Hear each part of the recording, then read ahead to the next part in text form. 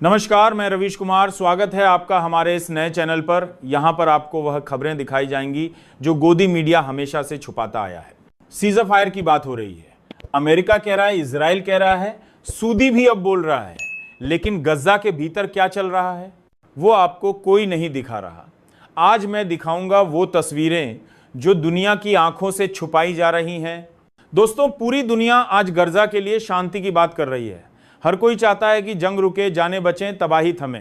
Hamas कहता है ठीक है, बातचीत शुरू करिए, हम तैयार हैं। लेकिन क्या आप जानते हैं इस बातचीत के पर्दे के पीछे गज्जा में क्या हो रहा है? अब देखिए, ये नई तस्वीरें जो गज्जा से आई हैं, यहां हर रोज जिंदगी दांव पर है।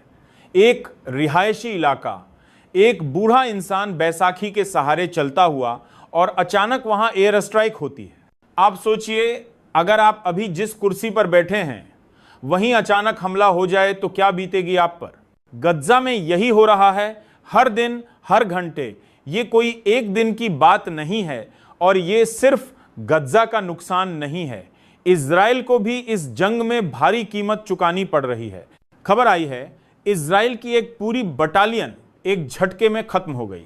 हां, नेतन्याहू के लाडले भी वहीं ढेर हो गए। साउथर्न गज्जा खान यूनुस में 3 और इजरायली सैनिक मारे गए। उनका दावा है कि फिलिस्तीनी लड़ाकों ने उनके टॉप सर्जेंट असफ जामिर को ढेर कर दिया। और फिर सवाल यह उठता है, इन दोनों तरफ के नुकसान का जिम्मेदार कौन? बेंजामिन नेतन्याहू को क्या फर्क पड़ता है? वो तो बंकर में बैठे हैं, लेकिन उनके देश के जवान, गज्जा के मासूम, ये सब मर रहे हैं सिर्फ सत्ता की राजनीति के लिए। यूके में लंदन के रॉयल कोर्ट ऑफ जस्टिस के सामने सैकड़ों लोग फिलिस्तीन के समर्थन में प्रदर्शन कर रहे हैं। यूके की पुलिस उन्हें रोक रही है, लेकिन उनकी आवाज नहीं रुक रही। यह सिर्फ गज्जा की लड़ाई नहीं रह गई है, यह अब इंसानियत की जंग बन चुकी है। अब चलिए आपको ले चलते हैं दमिश्क, सीरिया की राजधानी में। यहां राष्ट्रपति के पैलेस के पास हमले हो रहे हैं, लेकिन सबसे बड़ा झटका तब लगा जब ईरान के जनरल इस्माइल कावासी को मरा हुआ बताया गया और फिर वो अचानक जिंदा दिखे। इजराइल के हलक सूख गए। दावा किया गया था जनरल मारे गए, लेकिन जनरल ने खुद आकर दुनिया को बता दिया, झूठ का पर्दाफाश हो गया। अब बात करते हैं ईरान की उस चाल की, जहां IAEA, international atomic energy agency के इंस्पेक्टर्स ने ईरान छोड़ दिया। ईरान ने अपने सभी संबंध काट दिए।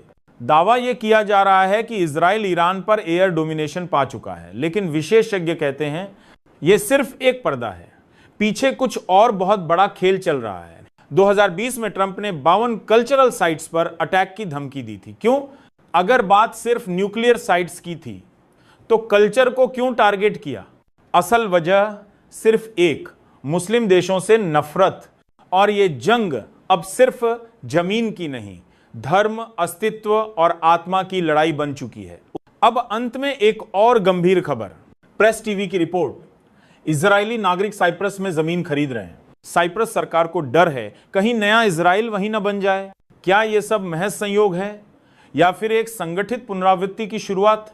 दुनिया जाग रही है। क्या आप जागे हैं? जिन्होंने अब तक सब सहा, उन्हें अब इंसाफ चाहिए।